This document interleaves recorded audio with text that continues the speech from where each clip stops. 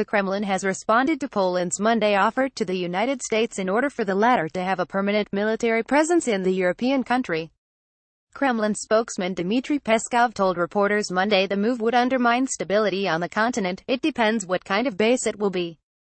In general, when we notice the gradual expansion of NATO's military infrastructure towards our borders, the immediate approach of NATO's military structure to our borders does not in any way contribute to security and stability on the continent. On the contrary, these expansionist actions, of course, inevitably lead to countermeasures on the Russian side in order to balance the parity that breaks each time, Peskov said, Sputnik News reported.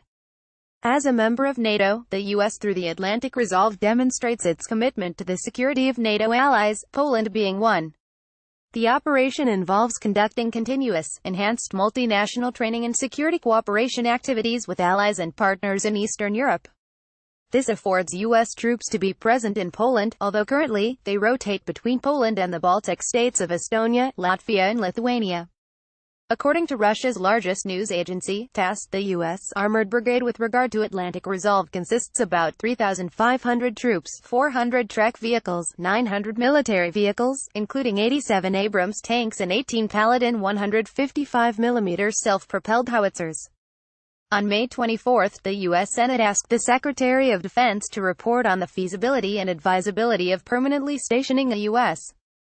Army Brigade combat team in Poland. Poland offered up to $2 billion to the U.S. to establish a military base permanently, quoting comments U.S.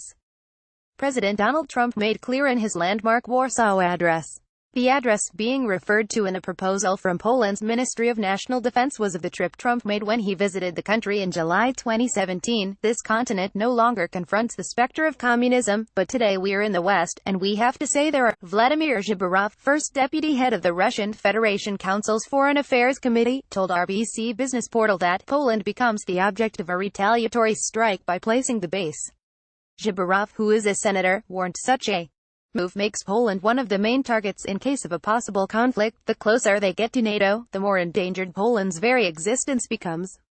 Zhibarov told the publication, in Russian, the Moscow Times reported.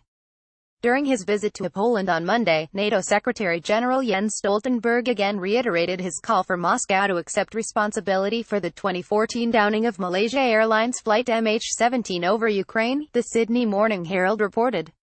Russia was accused by the Netherlands and Australia for the tragedy which killed all 298 passengers on board. Stoltenberg said this more assertive. Russia is one of NATO's biggest security challenges. I agree with the Dutch government, which calls on Russia to take responsibility for the crash, Stoltenberg said, calling the tragedy a direct consequence of Russian aggression towards Ukraine. Russia's President Vladimir Putin, front, and Kremlin spokesman Dmitry Peskov attend a session of the Council of Heads of the Commonwealth of Independent States, CIS, in Sochi, Russia, October 11, 2017. Photo, Reuters, Maxim Shemetov.